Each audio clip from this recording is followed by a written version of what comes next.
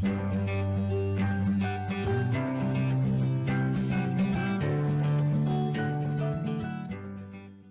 Assalamualaikum warahmatullahi wabarakatuh.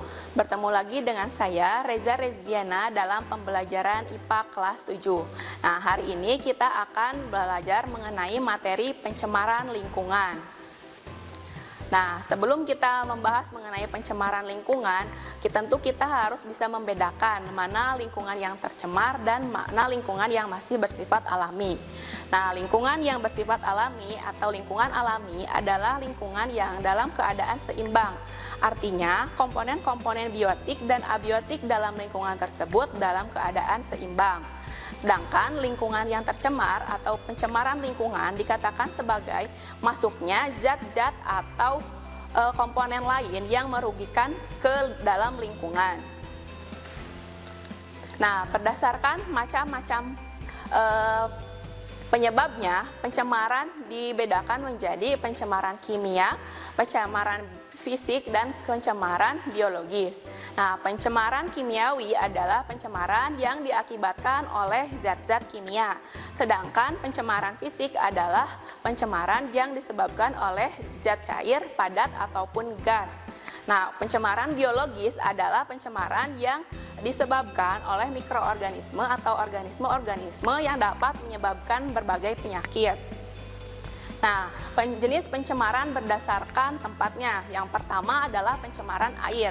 Nah, pencemaran air adalah peristiwa masuknya zat atau komponen lain ke dalam lingkungan perairan, sehingga kualitas atau mutu air menjadi terganggu.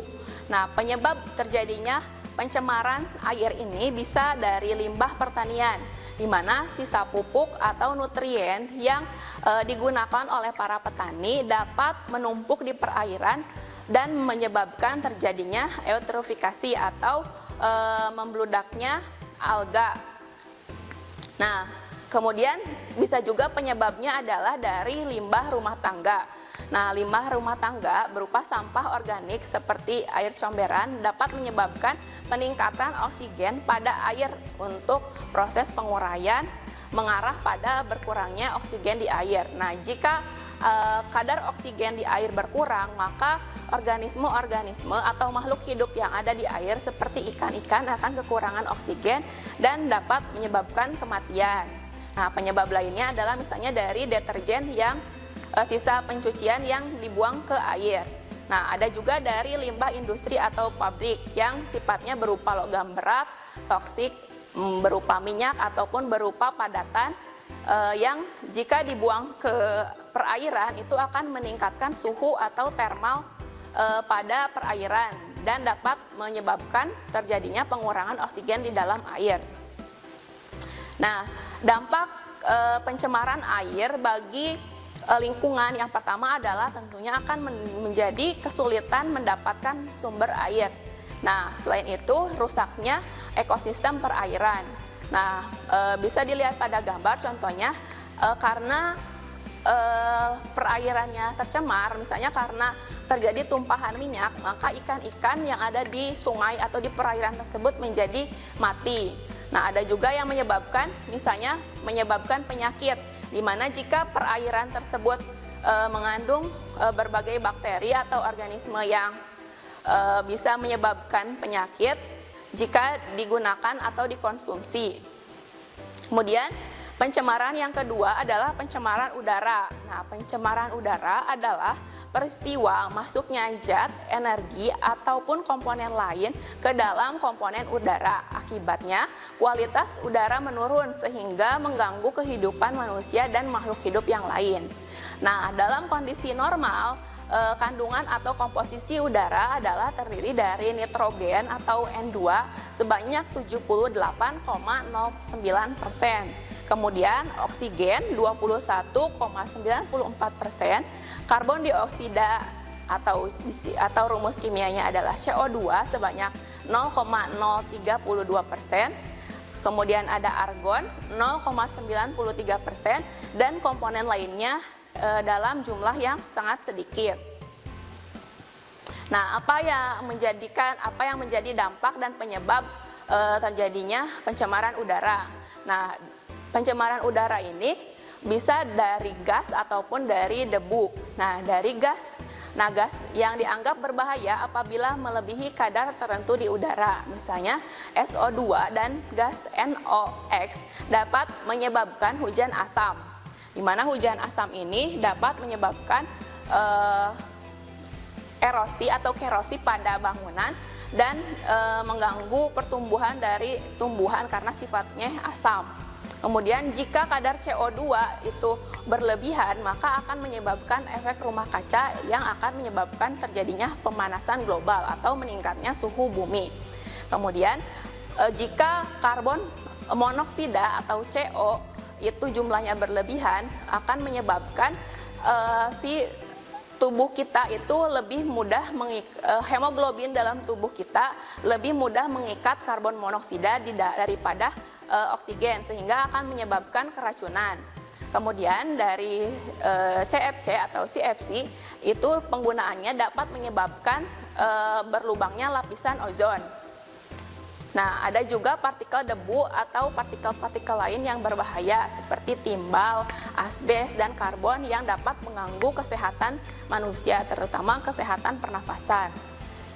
Selanjutnya adalah pencemaran tanah.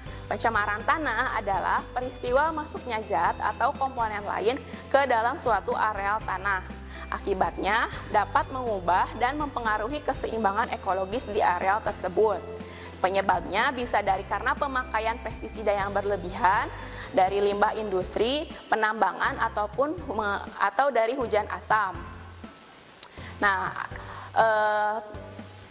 cara-cara atau langkah-langkah yang dapat dilakukan untuk melakukan pencegahan terhadap pencemaran lingkungan, diantaranya untuk pencegahan terhadap pencemaran air dalam hal limbah industri, yaitu penampungan limbah untuk diproses atau diolah supaya zat-zat yang beracun itu dapat dihilangkan atau dikurangi kadar racunnya sehingga tidak menyebabkan pengaruh buruk terhadap ekosistem perairan.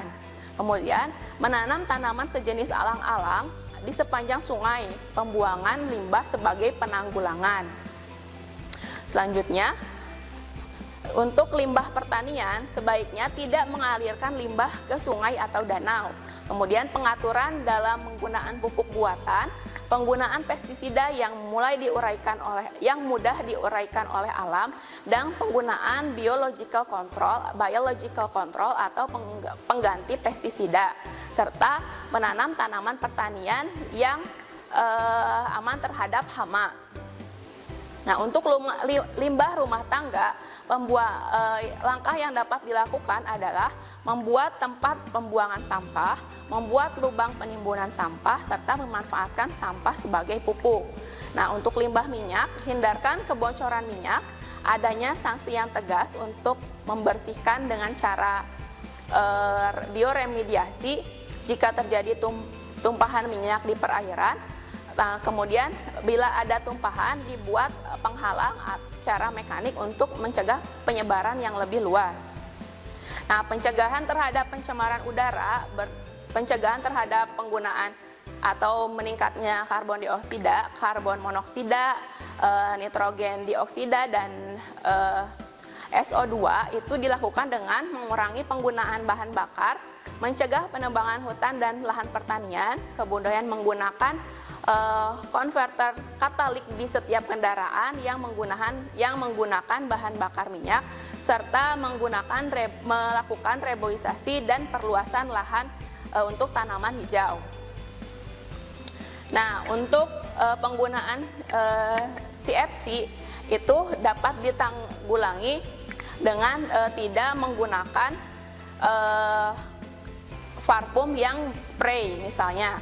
Kemudian untuk pencegahan pencemaran tanah, untuk dari segi pestisida, yaitu dilakukan adanya peraturan yang tegas untuk penggunaan pestisida yang aman. Kemudian untuk limbah industri, setiap pabrik harus memiliki tempat pengolahan limbah terlebih dahulu yang sesuai dengan AMDAL. Nah, demikian materi mengenai pencemaran lingkungan. Terima kasih atas perhatiannya. Wassalamualaikum warahmatullahi wabarakatuh. Kunjungi sosial media lainnya seperti website kami di pkbmalkata.com, Facebook PKBM Malkota Manunjaya, Instagram PKBM Malkota _official. Dan terima kasih telah klik video ini.